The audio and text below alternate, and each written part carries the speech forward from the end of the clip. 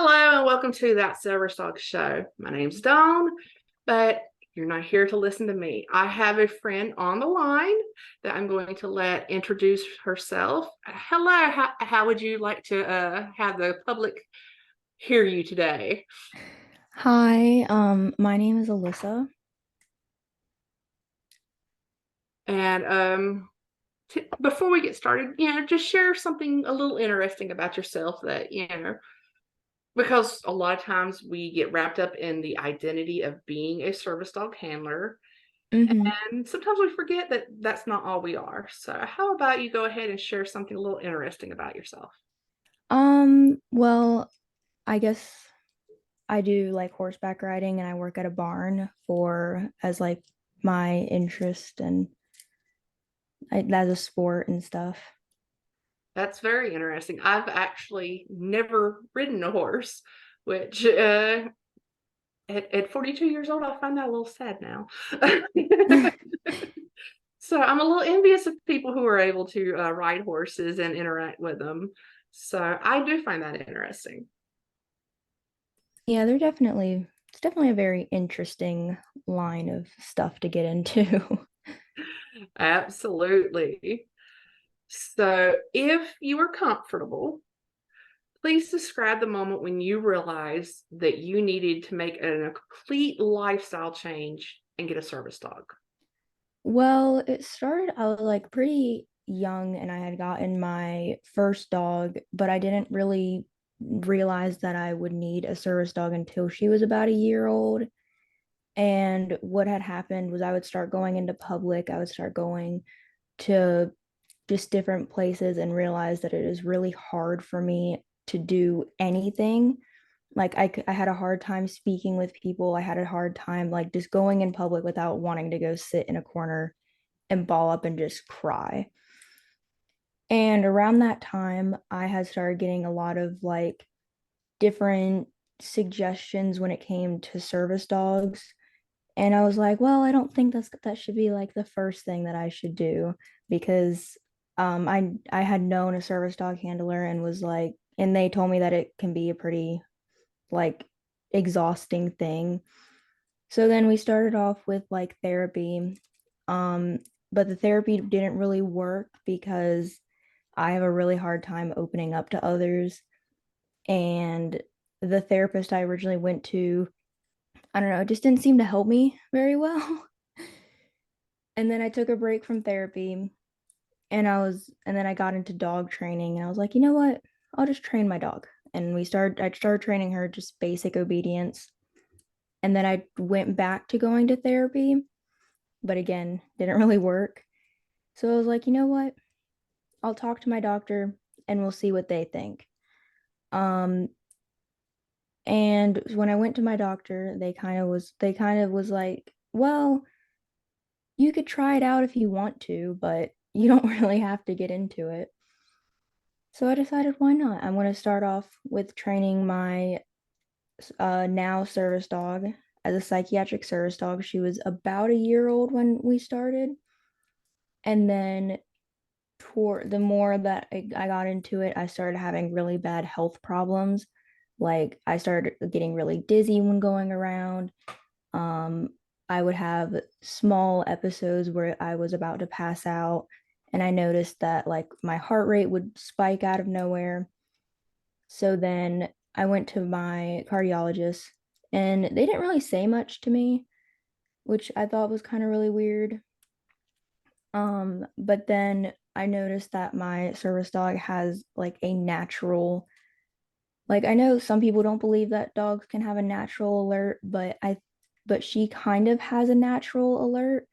Like I've noticed that if my heart rate gets over a certain level, she'll kind of like she'll get antsy almost. And I trained her that when she gets like that to paw at me. So that's Mhm. how she got her like medical alert type thing. Oh, And yes. that's kind of how Natural I alerts are very, very interesting. General has a natural alert for my oxygen. So I know that, natural alerts are very good. And I'm glad that you were then able to train the dog to do something so that you knew that was exactly what she was trying to tell you. Because, as we try to remind people, the natural alerts by themselves don't count, but once you add training, they do. And I'm glad you were fortunate enough to actually have a dog that had the ability to be a service dog, because as you know, that's not common. So you were very fortunate. Hmm. I think I got like pretty lucky with my dog. Uh, and how old is your dog now? She is 3 and will be 4 in March. Awesome. So hopefully, God willing, she has a couple of more years of training, or not training, but working life ahead of her before you even have to think about training the next one. Yeah. I mean, I do have like I do have it planned out already, and I do want to get another, and I am in a waiting list, and hopefully we'll get another dog in January, because yes, she's really good at working, but I don't think that's something that she wants to do all the time. Like she loves to work, but it's not something that she likes to do 24/7. So you want to make sure she doesn't get burned out, Yeah. which is really admirable as a handler, knowing that this is not something my dog wants to do all the time. She's good at it, but that doesn't mean she necessarily wants to do it all the time. So that is actually a really good thing that you're able to do, is to concentrate on your dog's wants and needs and not just your own. Because unfortunately, I believe a lot of handlers, they kind of forget that we're teams with our dogs, which means they're equal with us. Yeah. So that is great. What kind of prospect are you looking towards? Is it a different kind of breed or the same breed as you already have? So my service dog right now is a Australian cattle dog, and I have fallen in love with herding breeds, which I know aren't usually the best for psychiatric tasks. Which so the next dog that I'm hoping to get is a Beauceron, and I know that they aren't like the best for service work, but me and the breeder talked about it, and she has a because a lot of herding breeds want to be like they're very handler oriented, Hmm. and like they're known to like feed off of your, like if you're stressed out, they're known to get stressed out from that, Yeah, which I which was is a lucky big it no-no with. for service dogs. Which I was lucky with mine, because she doesn't feed off of it very much, but the pairing that my breeder is doing, neither of the dogs are very like handler oriented. So I'm hoping that it will work out. But if it doesn't work out, I'll still keep the dog, and you know, Just make sure you have the dog temperament tested. That way you're able to give both yourself and the dog the best chance possible before you even bring it home. yeah. I think that the breeder does that before, like because the Yeah, breeder will temperament yeah, test and then and good say, good breeders do temperament tests, and they make sure that they match. Okay, yes, you may want the dog with the blue collar, but the one with the brown collar actually fits what your needs are better. yeah. That's why the whole thing is, yes, I know you want a female like Harlequin, but I think that the male black and tan fits you the best. Absolutely. Just like I've never had a female dog before until my current service dog in training. Um, because I've always worked with males, but she just happened to be who had the best temperament for this kind of work. Hmm. So yeah, it definitely is. We may have our wants and our preferences, but we actually do need to put the needs before what we want. So Yeah. that's good that you've already looked into that. You've got that all lined up. And you have a backup plan for if things just don't work out well. And with as young as your current service dog is, you have time. There is not that time crunch per se, that like if your dog was already 8 years old and you're like, okay, I need to go ahead and get this next dog into service as fast as possible. Yeah. So, well, that's good. Whenever you first got your service dog, how supportive were your friends and family? My family took a bit more convincing than my friends. Because my family's known me like my entire life, so it's kind of hard for them to see that I need something like a service dog. because a lot of my family wasn't really educated on the subject and they only seen service dogs as like guide dogs. And I Mm-hmm. had to explain to them, and because I did a whole bunch of research before I even thought about getting a service dog. And so I had to like explain to my parents there's such thing as a psychiatric service dog. It's not an ESA. Um, Service dogs do so much more than just guide the blind. Mm-hmm. That is a misconception that the general public as a whole does have. Um, there have been some inroads made for people now acknowledge seizure alert and diabetic alerts, or for combat veterans. But other than that, a lot of service dog categories still do kind of go under the radar. So I'm hoping that we can, as a community, bring more awareness to the general public about psychiatric service dogs and other medically necessary service dogs for things like your heart rate. Hmm. All right. So, what has been the biggest challenge that you faced as a handler that you don't feel like you were properly prepared for? Um, all of the attention that I get, which over the years I have kind of like gone without noticing it. Which it's absolutely hilarious because I'll be going out with like my boyfriend and he will be like, you do realize there are like so many people like just pointing at you and staring at you. And I'm like, wait, really? Because I've just gotten so used to it that I don't notice it anymore. Yeah, we can become desensitized to it. So whenever you start looking at it through a new handler's eyes, whenever you're trying to help someone, you're like, oh, wait a minute. Yeah, there's been like, I came in to buy a gallon of milk at Walmart and there's already been 50 comments. Yeah. Oh, summertime, don't let your dog be wearing shoes because you're going to hear it every 10 seconds. Yeah. Yeah, so that definitely is something that I try to kind of give a heads up with. I actually encourage new handlers before they even get their dog to try to go and shadow another team so that they can kind of be like, can I handle this? Because unfortunately, there are a lot of people who will get a service dog and it'll be fully trained, like say they got a program dog, and then they go out for their first few errands and they're like, oh my God, I can't do this. Because you go from feeling like everyone's looking at you to knowing everyone's looking at you, and not everyone can really handle that.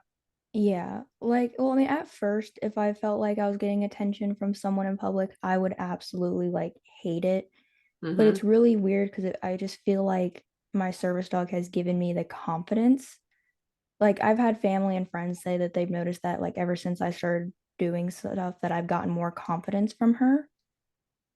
And I don't really know what why, but I mean, She's allowing you to be more independent, which is the purpose of a service dog.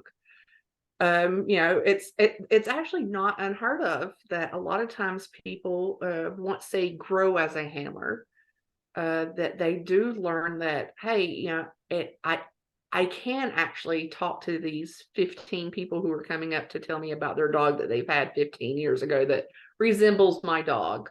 You know what I'm talking about. yeah.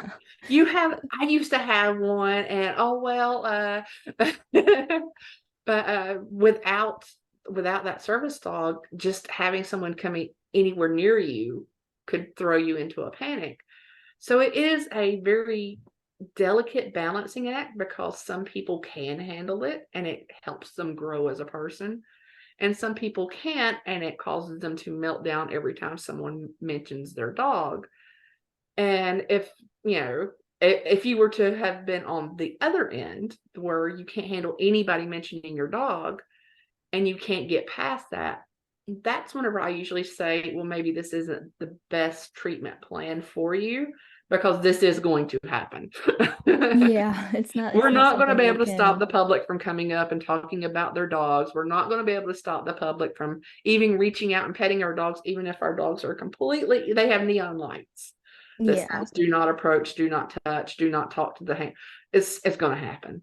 So that is something I try to make sure I tell people that they need to first verify that they can handle that.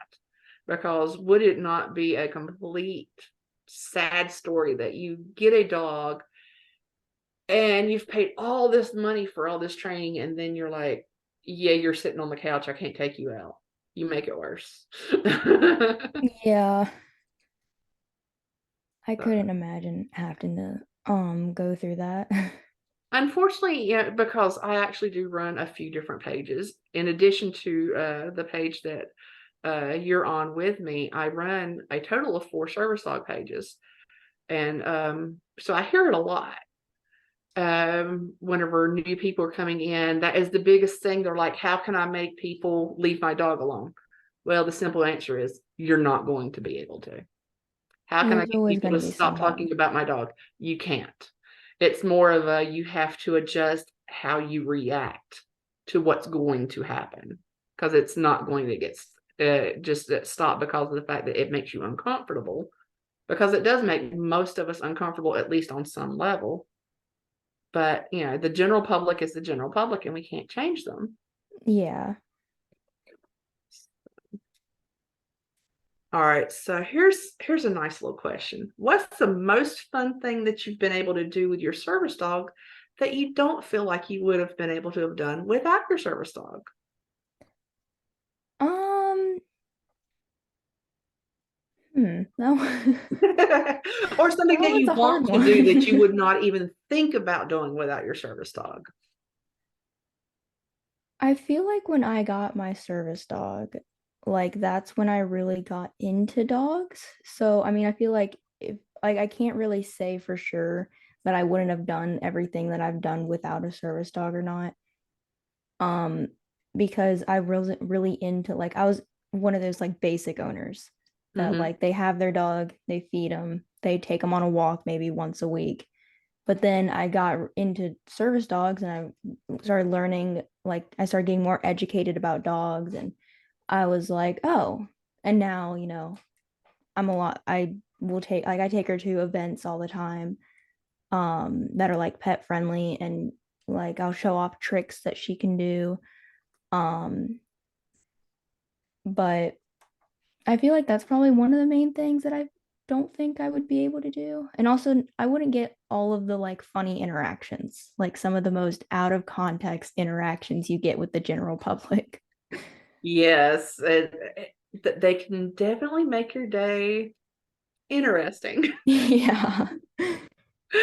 I guess that's the best way to put it, because some of them are good, some of them are bad, and some of them are just like, oh my God, did that just happen? Okay, so this stream is going to air the Sunday before Halloween. With this time of year, there's all sorts of different kinds of stores that are open, or different kinds of um, decorations that are out that many trainers and many handlers use to kind of work on their service dogs, desensitizing and stuff like that.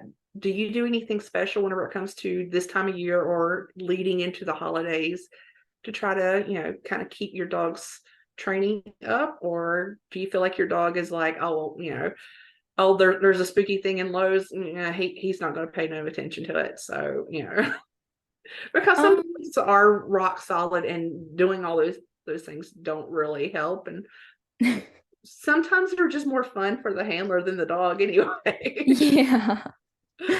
uh, During Halloween, I always take well, for the 2 years that she's really been like big into going places and training, I went to Spirit Halloween.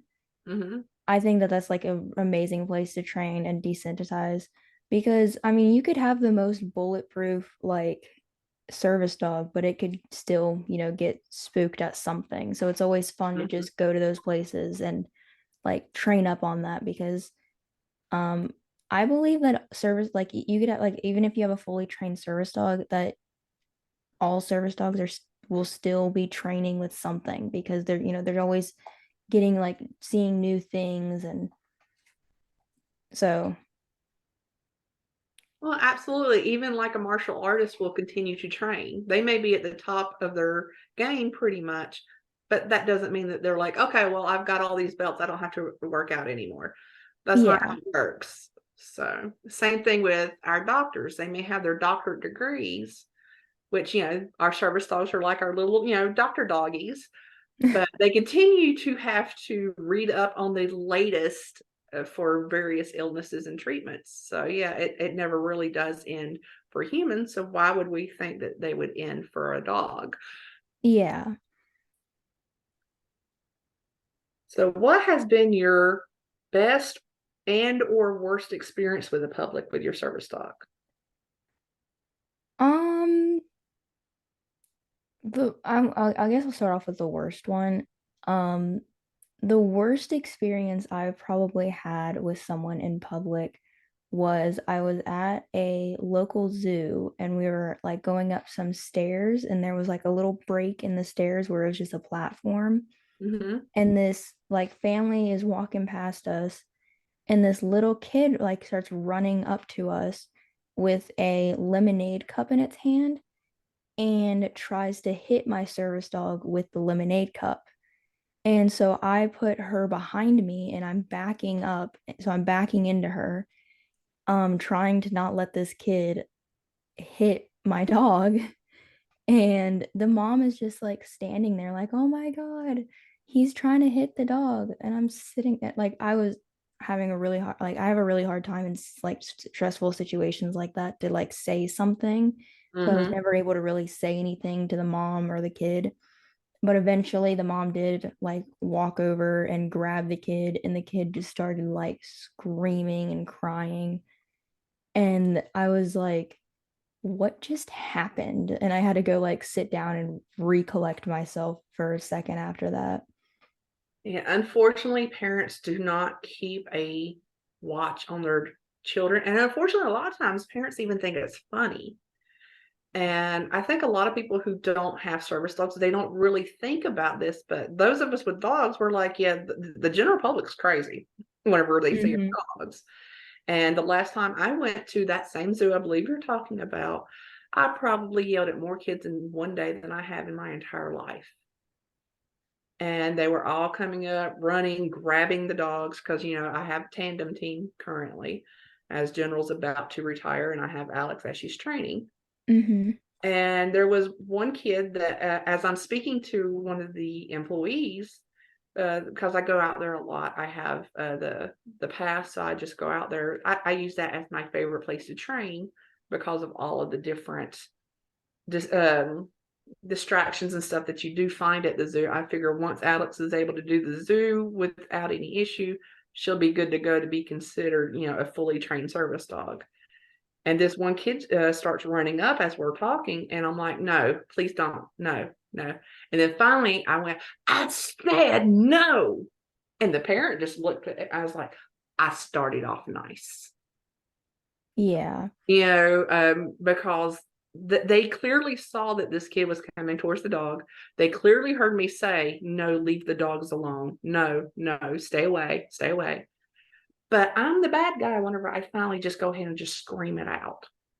Yeah, I get that a lot. Like I was at a um it was a Comic-Con near me and I was sitting there taking a break because I was starting to get really hot and this kid starts running over and tries to pet my dog and I kind of like pull her away and I said, "Please don't pet." And the parent like I think I have a problem where sometimes I don't realize how rude I can come off as. And the parent like looked at me weird and grabbed his child and like yanked it away and like just kept giving me this weird look as they were walking away. And I was like, well, control your child then. Like, Oh, honest to goodness, there have been times where I have said, I have an extra leash if you need one. I think my service dog acts better off leash than most kids. It's Absolutely. A matter of fact, you should see the back of my car right now. I have a bumper sticker that says, my service dog is better, is smarter than your honor roll student and probably has better manners too. I've seen like patches on Amazon for that, and I was very tempted to buy that. Yeah. And it's like,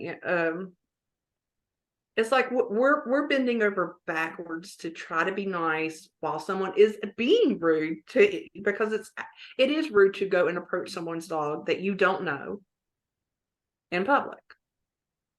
You know, Yeah.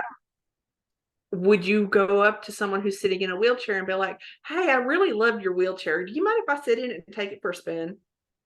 Yeah, like I mean, even service dog or not, I don't think you should ever approach a dog that you don't know and just try to pet it because it could be aggressive, it could be nervous. Um, Absolutely. I've actually had this one person when I was at the mall and I was just doing some training and I was showing my dad a few of uh her tasks and because at the time we were still working on like training task, I think I was trying to show him her crowd control task.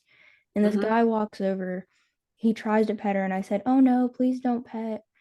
And he goes, "Why? Is she nervous? Is she aggressive?" And I said, "No, she's a working dog." And then tries to pet her again. And I'm like, "No, no, no, no. Don't pet my dog. I just said she's working." And then he like gets offended and says, "Well, I don't think your dog is pretty." And then like walks away. And I was like, "Oh, okay." I'm sure you've also heard, well, you ought not have a dog in public if you don't want people to pet it. Yeah, I have heard that. Yeah, it seems to be like the biggest whenever you're trying to tell someone, please don't. And then they finally get that, yeah, they're not going to let me pet the dog. And then they're like, well, it shouldn't be here then anyway if you don't want it to be petted. Yeah, and like they get so offended about it. And I'm like, it's a Yeah. dog. I mean, you And can I'm go like, I'm outside, go sorry, I find can't one. leave my disability at home. So if I could, I would. I would just, like, if it's like a part of my arm, I would just, snap it off, leave it at home, go do all my errands. And whenever I come back home, I'll snap it back on, and then I'll just be disabled at home. Yes. Because the general public will also say, well, if you need a dog, you shouldn't leave your house anyway. I'm sorry, I'm disabled. I'm not a vampire. I still want to be able to leave my house. I don't want to be locked up all day. Yeah, I mean, what kind of life would that be? The reason we have our service dogs is so we don't have to stay home all the time. Yeah. So that we can, live a somewhat normal life. Yeah. I mean, it's a normal life just with a little friend following you around. Our doctor doggies. Again, Yeah. that's how I explain it to little kids. Because little kids, I will hear the few parents that actually are trying to teach their kids. Little kids have no clue what service dog means. Yeah. They know what a doctor is, and they know that they don't like big nasty needles being poked in their arms. So that's how I explain it. This is my doctor doggy, and he or she makes it where I don't have to go to the hospital and get a nasty needle in my arm, an IV, you know. Yeah. And I'm like, I don't like nasty needles. Do you? And they're like, I was like, yeah. So we're not going to mess with the dog, so I don't have to get a nasty needle, right? For little kids, that's kind of how I do it. But once they hit 8, 9, 10 years old, I'm sorry, you're old enough to know better. Yeah. I do like those parents who like generally try to teach their kids. Like I've had people like ask me before, like I had this parent with her kid and I was just kind of like standing there talking to some friends and this mom comes over with her kid and says, "Hey, do you mind if I show my kid the patches on your dog?" And I like stood her up so that like so they were very respectful to make sure that they didn't touch her. And she was like pointing out all the patches saying, "You can't pet this dog. That this is a like I hear helper dog all the time Mhm. instead of service dog." Which that is better than service dog for young kids. Yeah. And they're like, so this is so you can't pet them because they're helping. And I've heard like I hear some of the funniest kid responses. And then parents are like, what do I do with this child? And those are the experiences that I enjoy having. Those are the best experiences whenever I am out with my service dogs. And you can hear and you can see a parent actually teach their young kids. Now it's even more fun whenever it's the kids that are teaching the adults, but that's Yeah. Or like when kids are teaching each other, it's like, my mom said that's a helper dog, and we're not allowed to pet that dog. And you're like, someone's teaching that kid right. Yeah. Or I'd like to give that parent a gold star. Yeah. I get it's so funny to hear what kids will call my dog. Like I've had so like I was in the store one day and I had this kid like go, "Oh my God, there's a wolf in the store." And it's really funny because my dog is very small. Yes, she's like a grayish color, but she's very small and like Well, I'm amazed at how many people will shoot off a breed name, and you're like, have you ever seen that dog's? yeah. Like, I have a boxer. They have flat faces. Hmm. She gets called pit bull all the time, and I'm like, pit bulls don't have flat faces. And General is a half German Shepherd, but he is 30 pounds, so he's about the size of a 4-month-old German Shepherd. I hear husky for him a lot, and he's brown. He's Huh. got the sable look as a German Shepherd, but he's just a lot of people will also call him a miniature German Shepherd. But there are many times where I've heard husky. I've been at the zoo 3 separate times and I've heard someone say, "Look at that woman with her pit bull and husky." And I'm like, "Where?" Because Where? I know you ain't talking about me because for one thing, General don't look nothing like a freaking husky. He's too small. The coloration and the shape of his face and his tail and everything about him is different. The husky. With the pit bull, I kind of give a pass because everybody, refers to any bully breed as a pit bull. It seems Yeah. I kind of give a pass on that one, but the husky one really throws me for a loop. Yeah. So like I said earlier, my service dog is a blue heeler or Australian cattle dog. But the thing, so it's a very like it's a common but uncommon breed at the same time. Hmm. So I usually will hear Australian Shepherd, Australian or not Australian, Border Collie. I get Husky a lot too, especially because I have a TikTok page and people on TikTok are constantly calling her a Husky, even though Blue Heeler is in her name. I got in Coyote a few times. I get Wolf a bit too, but the one time I got Wolf, I was at the Red Wolf section at the zoo. And I felt really bad because this kid was like, "Oh my God, one of the wolves are out of its enclosure," and started crying. And I was like, Oh "No, no. I promise she's not a wolf." This is part of the zoo's wolf endangerment education program. You get to pet the wolf. You want to pet the wolf? That Oh, actually is really funny because in my area is the area that they are like my zoo is really big on trying to preserve red wolves mhm. because I think my area is like a big place they used to be at. Yeah. There's a very, very, very small place still on the eastern part of North Carolina that they're trying to bring them back. Yeah, Um, the North Carolina Zoo. That's the yeah, one the that North I Carolina go to. Zoo has more red wolves there at the zoo than there's left in the wild at all. Yeah. They They're when they're having to try I've to been there a few crossbreed times. some so with other canids to try to give a little bit of more genetic diversity. But yeah, they're trying to keep them from going extinct. And I love seeing Thor and Thunder out there, the two brothers that they have out on habitat right now. Yeah. They'll come out and they'll stand on their little rocks and stuff like that, and people whenever they see the dogs and that's prime time for people to get pictures of them and stuff like that. So. Yeah, I love the North Carolina Zoo. They definitely do a lot of education on the red wolves.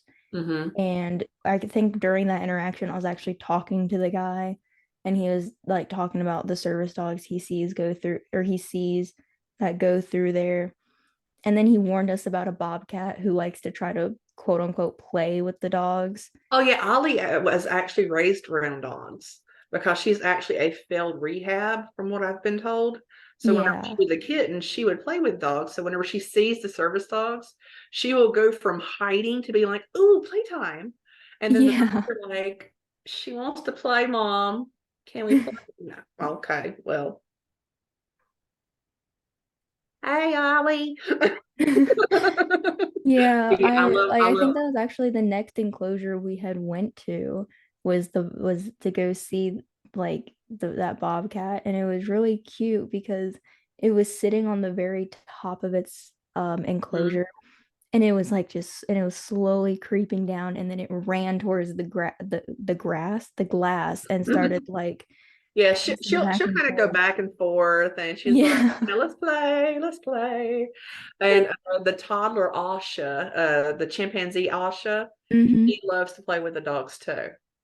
Yeah. I So actually he have will a like bring video up a of the stick, bobcat. and she will move the stick back and forth at the glass.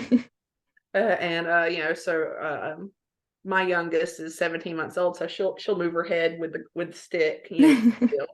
So it is fun. Some of the animals do enjoy interacting, and some of the animals do not. Like I think Jonathan, one of the other chimpanzees, he really does not like the dogs. So if Jonathan's at the glass, I know that to kind of steer clear away from him, kind of deal, just out of respect for him.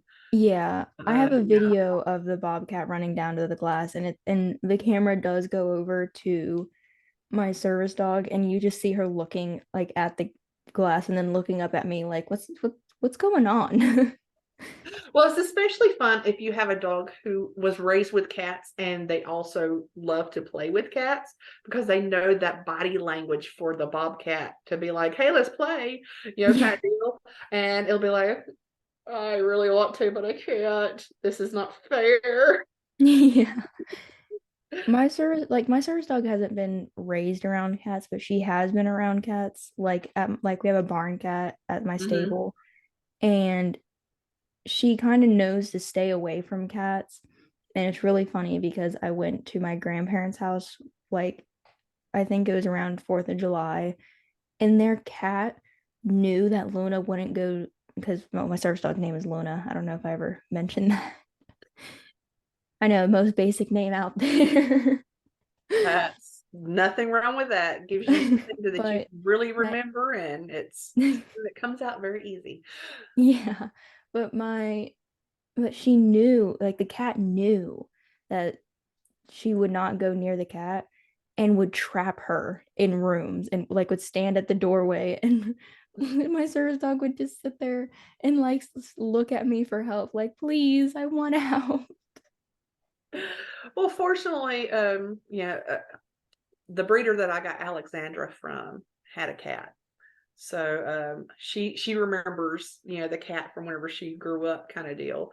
And I still like to take her to, like, PetSmart, where you will see the cats that are up for adoption fairs and stuff like that. So that she can see them through the glass and all that kind of good stuff, just to keep her neutral, cat neutral kind of deal. But yeah, Yeah. she, with her being so young, she does get a little excited whenever Ollie comes down at the zoo, and she's like, "Mom, she wants to play." She's Yeah. getting better the older that she's getting, kind of deal. But I think that was Streamside there, where Ollie is on Habitat, was one of the first places that she actually did kind of go through. We went to the zoo for several months before she actually saw any of the animals. We Mhm. went mainly for the crowds, the smells, the walk, all that kind of good stuff. And we slowly went step by step. Uh, Yeah, I think that the because she North was Carolina pretty Zoo young is when like we a great started. place. So it truly has been where she has done her training almost from beginning to end, kind of deal, because I, obviously I tried to make sure that she was at a certain level before we went. But as far as being able to handle all those distractions, we really went, we're just going for the crowds for months Yeah. and months and months, kind of deal. So whenever she was finally able to see the primates for the first time, there was actually a trainer for guide dogs for the blind there. And she was just watching Alexandra. She's like, "Is this her first time here at the gorillas?" I was like, "Yeah." She's like, "She's doing really good." I was like, "That's probably because this isn't, we didn't just come to the zoo and bam, let's go see the primates." Yeah. It was the, okay, well, there have been times where we would kind of get to where you could smell. And she follows her nose really well, so she has smelled the gorillas many times before she ever saw them, kind of deal. Yeah. So, alrighty, so I guess we've kind of covered everything just about. You you sound a little young, um, and I'm just saying that because I'm middle aged.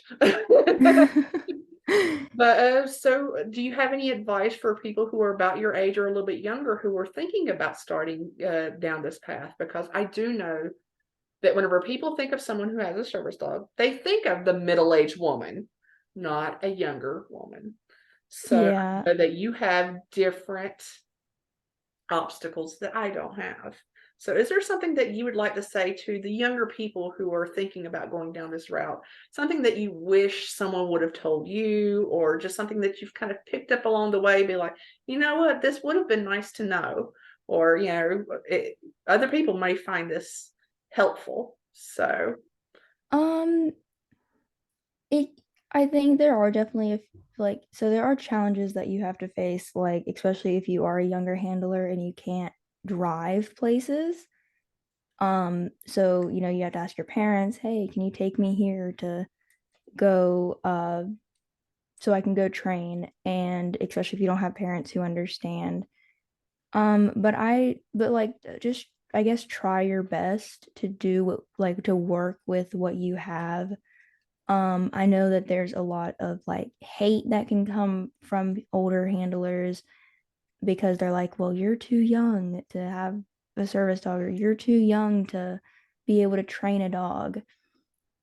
And I actually get that a lot in public. They're like, you're so young. You shouldn't be doing this. You should be living your life. And I'm like, I can't, it's hard for me to live my life. That's why I do it. unfortunately, disabilities do not discriminate against age. Yeah. I also get a lot of things that are like, oh, who are you training that dog for? I fully Myself. get You don't look that. disabled. Oh yeah, I was actually with another handler. I won't say her name, but she is fairly young. She's probably just a little bit older than you. And we were out to eat.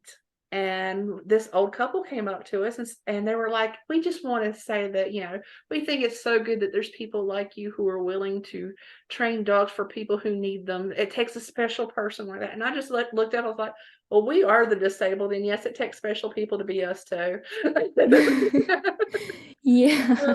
I would recommend, for all handlers, young and old, to have a support system, especially with the younger handlers, finding some trusted older handlers who are willing to be that mama bear whenever you go out. Like, Yeah. if you don't have parents who are willing to take you out, finding the other handlers in your area that can be your mama bear, that can also, be like, okay, I need to go train at Lowe's on Tuesday. Are you free on Tuesday? Well, I'm not free on Tuesday, but I can take you Thursday. And that could also kind of help that, because then you could be learning from someone else. Because a lot of times, young or old, so I'm not going to count myself out because there's a lot that I still don't know. But being around other handlers who have been in the game a little bit longer than us can definitely help us on a multitude of levels. Yeah. But it is kind of hard to find those people because it's like you think that they're a good person and you're getting along with them well, but then they turn out to be like very judgmental, or they can be very like just weird. Like I've been to meetups with handlers, and I have had handlers where, you know, their service dog makes mistakes and I'm like, "Oh, that's okay, all dogs make mistakes." But then when mine makes a mistake, they're like, "How dare you?" Or they're like super judgmental about it. Unfortunately, sometimes it does take a little bit longer for people to accept that, especially again, I'll even go with myself. I know that whenever I first became a handler, and I tried to learn everything I could whenever I first became a handler, and I was already in my upper 30s. So I wasn't young, but I wasn't quite middle aged yet. Um, Once I felt like I was at a certain level, then yeah, I probably came, and I do have that personality that I could come off sounding judgmental whenever that's not my intent. Mm-hmm. I think it's very important that we recognize that all of us with service dogs, we have disabilities, and sometimes those disabilities can prevent us from communicating in a way that could be neutral in another person's perception. And it can also prevent us from understanding, like I'm technically on the spectrum. I may not hear things the same way that you would if we heard the same thing with the same tone. Yeah. And that is something that I think all handlers, people my age, people older than me included, could benefit from is being reminded that we're all disabled. Some people may have a communication barrier that you may not know about because we're not always comfortable sharing exactly what each of our individual disabilities are. And you may think that someone has a dog for X when they also have it for YZ, but they're not comfortable with letting you know about Y and Z yet. Yeah. And so yeah, the communication, especially online, can be very difficult to maintain in a respectful way. And I'm saying that as someone who admins or mods 4 different service dog pages. I'm constantly having to remind people, you know, take a step back. Did they really mean it that way? It may have came Yeah. off that way, but did they mean it that way? And because a lot of times we all are a little emotional because it does feel very personal whenever we are the owner trainers, especially whenever somebody says something about our dogs, they're saying it about us. We're glad to take the praise. Oh, that dog looks so good, and stuff like that. Oh, thank you. I trained him myself. Or, then you flip that off like, oh, maybe he shouldn't have done that just now. What do you mean? He's fine. He's fine. I'll do Yeah. that. He's fine. So we can flip without even realizing that. Hey, wait, I need to step back and be like, okay, yeah. So my dog is not perfect. That doesn't mean anything about me. Yeah. So I mean, there's definitely a lot when it comes to the like I feel like there are really good people when it comes to the service dog community, but I mean, it's hard to find them, but it's also at the same time like like you can find someone online, kind of like what you said, because people can sound different online than they can in person. mhm. And you're kind of like, oh, this is a really good person. And then you can meet them in person and then it's like kind of different. But one thing that I always like, I feel like I always have to watch my mouth when I talk to other people online because it's like, well, I tell them that I use like adversive tools or like I use a prong collar and e-collar and I'm like, well if I tell them that, are they gonna like hate me for it? Are they gonna judge me for it? So then I'm always sitting there like kind of waiting to figure out if they're okay with it or not before I like, oh yeah, I use that. We almost need an eHarmony for service dog handler meetups. Yeah. I was lucky enough to find a Discord group that I'm in that's full of service dog handlers and Mhm. trainers and stuff like that. And everyone in there seems like a very good person and they're very educational and it's good to find those kind of people. That's why there's probably so many like Facebook groups that are like, you know, service like looking for service dog, no, I wouldn't say looking for service dog friends, but like to find your kind of group of people. Yeah, because it is a completely different experience than not having a service dog. And you were about to say service dog friends, and actually that does kind of fit because your friends who don't have service dogs, they may empathize with you to a certain level, but they can't really know your experience like another service Yeah. dog handler can. One thing that I seem to get a lot with a few of my friends is it's like I'm going out or like I go to school. Like I don't go to school anymore. I do online school. When I did public school, Hmm. I like I had a lot of friends that were like, "Oh, I'm your friend. Why can I not pet your dog?" Or does your dog really have to come? And it's like, I know that you're my friend and all, but you gotta respect the boundaries that I give you. Yeah. And especially with you being young, I'm sure that makes it even more difficult. Um, I believe every handler has had those moments where they've been asked, does your dog really need to come? Or, well, you're invited, but your dog's not. And Yeah, unfortunately, we all have those moments where we have to choose, do we really want to go? Or do we have to stand our ground? Because if we relent in this part of life, we'll be expected to relent and leave our dog behind in other parts of life. yeah. So Like it there is are some very things difficult. that it's just not best to take your dog. Mm-hmm. Like, I don't know if you know uh the theme park Carowinds. Mm-hmm. I never take my service dog there just because it's not like Disney and they don't have like little crates if I wanted to ride a Yeah, roller they're coaster or not very something. service dog friendly. Yeah. I've gone there with General for training, and I plan to get a season pass to do a little bit of training next year with Alexandra.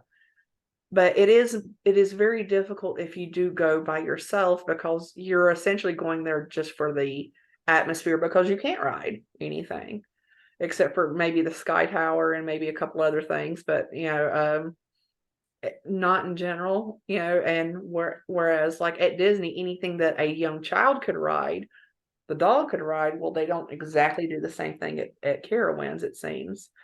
So it's that is an environment that is very difficult for a Yeah. service dog Like to at be. that point I'm just like, I really wish that I could take her, but it's just unfair for me to take her and then, wait an hour long lines because they're not actually allowed to be in those lines, I don't believe. Like if you bring your service dog and you want to go ride a ride, you have to have someone stand outside of the ride and hold the dog. I think that's what when I last read up on it, that's what it said. Well, how would And you I do kind of, rider swap if you huh? if you were to do rider swap? How would you do rider swap that way? I don't know. I don't really know. I will have to like look back into it. But I mean, I'm just kind of like, well, at that point, it's just unfair for me to ask someone to stand at the bottom of the ride and like just wait for me. And also, what's the point of never having her there? Because most of the time you're at Carowinds riding rides, you're waiting in those hour-long like lines. It's been a while since I've gone to Carowinds, and it was just for a winter fest. So that is an interesting thing, and that may be a topic for another show. Is various theme parks, various people who have gone to different ones, and maybe comparing which ones. Obviously, Disney is considered the best as far as most accommodating, and I know that other theme parks like Universal has the crates, but they do make you jump through through a few. Sorry, a few hoops. I haven't been drinking like I'm supposed to be drinking. I recently had surgery about a month ago, and I'm still supposed to be drinking all the time, and I'm not. So I'm probably getting a little dehydrated. Hold on just a second. You're good. But yeah, that could definitely be an interesting like comparison because like I know that Dollywood also does not do the crates, but maybe a place like Six Flags may have crates. I don't know. I know that there's one type of theme park they have crates, but they're not at the ride, so they have to call for the crate. And so you're sitting around, you're waiting for them to bring a crate at one theme park, and so you're waiting for them to bring the crate from wherever it was used last after it's been cleaned. And then whenever you get off, well, you want to go to the next ride. So you know that whenever you get to the next ride, they're going to have to call for the crate again. And it's just a big hassle at some of these theme parks. So they're not, most theme parks are not service dog friendly, unfortunately. Yeah. But maybe that's something that eventually, if enough of us handlers contact some of these theme parks and ask about crates for the service dogs and stuff like that, and be like, well, I was hoping to go to your theme park for vacation, but it looks like I'm going to have to figure out a different vacation if y'all aren't service dog friendly. If enough of us contact them, maybe eventually we can get it to where they do kind of start thinking about us more. Yeah. Massive writing campaign, y'all. Massive writing campaigns. Yeah, Right into your local theme park for asking about service dog accommodations. Uh, definitely. well, this has been a pleasure. And like I said, this will be airing this Sunday before Halloween. So hope y'all have a nice, not too spooky time. Because some dogs I know don't do too well, but other dogs just love it. I know some handlers even are able to take their dogs to various fall festivals and even haunted houses and stuff like that. I don't think I would do a haunted house with my dog personally, but if someone's dog is able to handle it, then more power to them. I know some people may even ask if they can go in, like at the start of their shift before they really get everything all spookified. So I guess maybe that could be fun. Yeah, I don't think I would ever take my dog through a haunted house just because I don't know. I just feel like that would just be a very stressful situation for her. It would be playing Russian roulette on whether or not it would traumatize your dog to the point of not being able to do something like that again. Yeah. Unfortunately, sometimes dogs may be okay with it, and whenever you've done it in the past, but then you try to go do it again, and even though it looks completely the same to you, it's not to the dog for some reason, and then they're like, "Yeah, I'm not doing that no more." Yeah. But matter of fact, I'm not doing anything anymore. So to me, it's a risk that's not worth taking. But to each handler their own, as we said before, we're not really going to try to judge. I know I sound judgmental a lot, and I do apologize to that to anybody who thinks I've ever been judgmental to them, because I know I'm not everybody's cup of tea. That it's up to each of us as handlers to understand we're not going to be everybody's cup of tea. So Yeah. same with our dogs. Some people really, really love labs. Some are like, yeah, they're bottomless pits. They're never gonna, if you leave food out, they're gonna eat it all. I want a dog I can pre-feed. Okay, well, then the lab's not for you. Yeah. Just like not every dog is for everybody. Not each handler's not for everybody. And I'm just one of those that, like I said, I'm not everybody's cup of tea, and I am aware of that.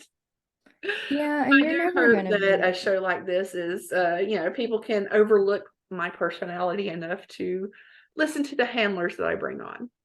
yeah, like you're never gonna make everybody happy, so I mean, just stay with the people that you do make happy. And sometimes it's a very hard lesson to learn. But it sounds like you've learned that lesson already at a young age, which gives your future a very bright spot. Thank you. All right. Well, that is it for that service dog show. If you have questions, comments, please leave them down below, or you can email me at thatservicedogshow@yahoo.com. And we will see you again in about 2 weeks. Thank you very much.